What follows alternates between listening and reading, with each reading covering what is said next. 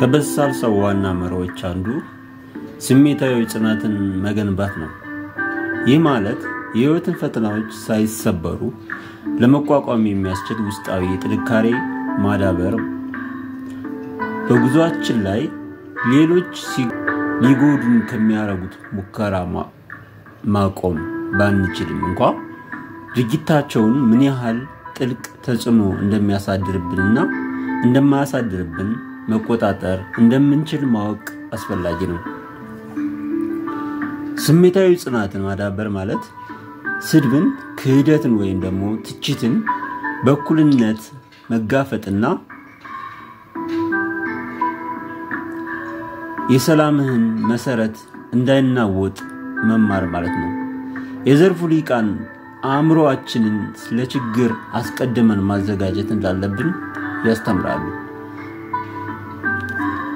ማርከስ ኦሬሊየስ የተባለው ጠቢብ ንጉስ በእያንዳንዱ ቀን ከሌሎች ሰዎች የሚመጣ ራስ ወዳድነት፣ ቁጣ፣ አለመተማመን፣ እንቅፋትና ጭካኔ ሊያጋጥም እንደሚችል ብዙ ጊዜ ይናገር ነበር።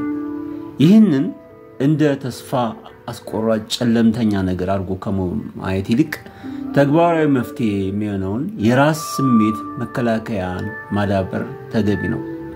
በመንገድ ላይ ፈተና ወይም ሰይጣናዊ አያያዝ ወደ አንተ ሊመጣ እንደሚችል አስበህ ስትዘጋጅ ባልጠበቅከው ሁኔታ የሚጎዳህ አንዳች ነገር ቢከሰት እንኳን ቀድመህ መከላከልና የሚያስከትለውን አሉታዊ ተጽዕኖ መቀነስ ትችላለህ። ይህ ማለት ከሰዎች መጥፎውን መጠበቅ ማለት ሳይሆን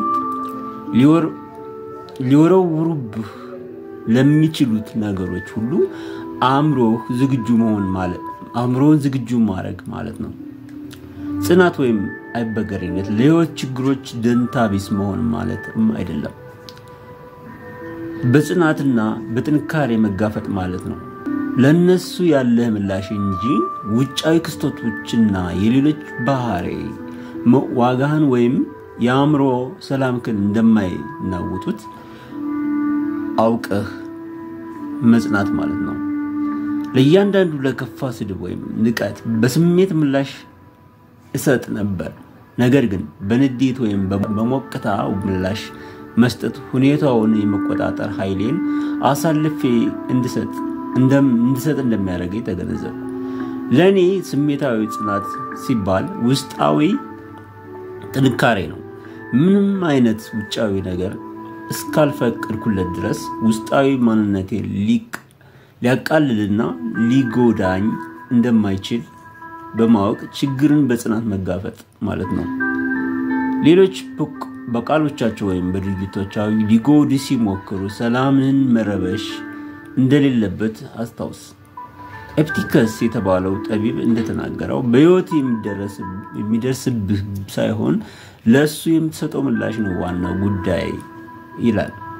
የስሜት ጽናትን መገንባት የሰውነት ጡንቻን በስፖርት እንደማጠንከር እንደማለት ነው። ሰዎች የሚያሳዩ ንቀት ለከፋና በተረጋጋ ሁኔታ ለመቆየት በተለማመድክ ቁጥር በጭካኔ ስትጋፈጥ የተረጋጋ መሆን ቀላል ይሆናል። ስሜትህን ስለማፈን ሳይሆን ሌሎች ሰዎች አሉታዊውን ምን ያህል ስሜታዊ ኃይል እንደሚሰጥ መቆጣጠር እንደምችል መረዳት ነው። ዋጋቢስ ጉዳዮችን ትቶ ማለፍ አንዱ ሌላው መፍትሄ ነው። በእውኑ ህይወት አስፈላጊ ስለማይሆኑ ነገሮች ግድ መስጠትና ለመስጠትን የምንወስነው ራሳችን እንደሆነ መማር አለብን። ሰዎች ያለማቋረጥ ሊያስቆጡን ወይም ስሜታችንን ሊነኩና ሊያነሳሱን ይችላሉ። በዚህም በሚሞክሩበት ጊዜ ግድ አለመስጠት አይነተኛ የአእምሮ ነፃነት ነው።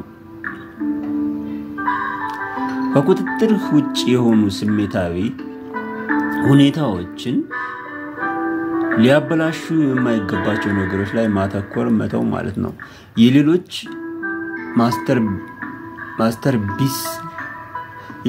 መሰረተ ቢስ አስተያየት እንደ ብዙ ውጫዊ ነገሮች ቆጥሮ ግዴለሽ መሆን መማር ማለት ነው።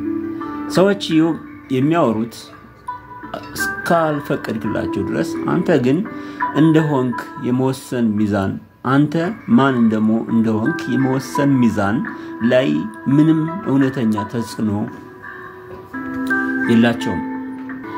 በአእምሮ ላይ እንጂ በውጫዊ ክስተቶች ላይ ኃይል አይኖርህም። ይህን ስትገነዘብ እውነተኛ ጥንካሬ ታገኛለህ።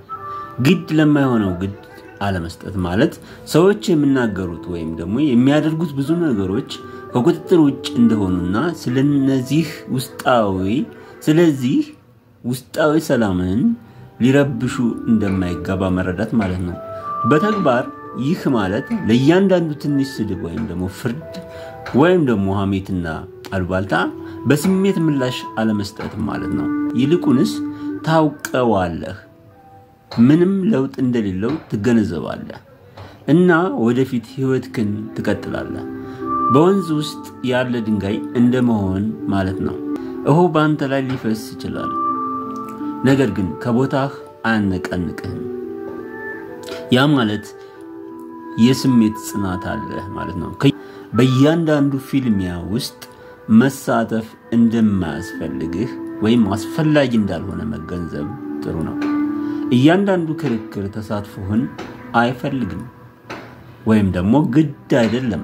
ስለዚህ ማለት በሌላ አባባል ግድ አለመስጠት ያስፈልጋል ማለት ነው። እያንዳንዱ ትችት ምላሽ አይገባውም።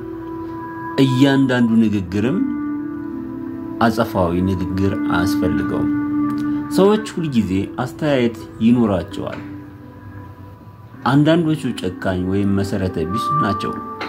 ነገር ግን ግድ ለማይሰጠው ግድ አለመስጠትን ስትቆጣጠር እነዚያ አስተያየቶች ዝናብ ካፖርት ላይ እንደሚወርዱ የዝናብ ውሃ ካንተ ላይ እንዲሸራተቱ ትማራለህ።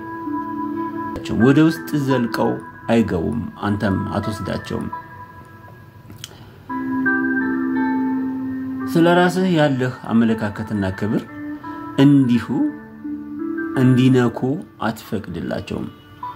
በህይወት ውስጥ ግድ አለመስጠት የትልቅ ነፃነት ምንጭ ይሆናል።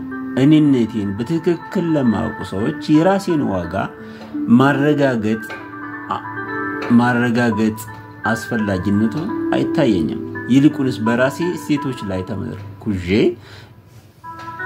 በእነሱ ጸንቼ ቆያለሁ እንጂ መቆጣጠር በምችላቸው ነገሮች ላይ ብቻ በመተኮር ሐሳቤ፣ ድርጊቴ እና በዙሪያ ላለው ዓለም የሚሰጠው አጸፋዊ ምላሽ ያንን እቆጣጠራለሁ።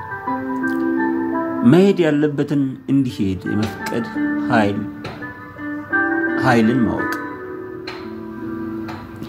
ያለፈውን በደል ቂም ወይም ደግሞ ምሬት መያዝ በአንድ ወቅት ከጎዱን ሰዎች ጋር ያቆራኘናል።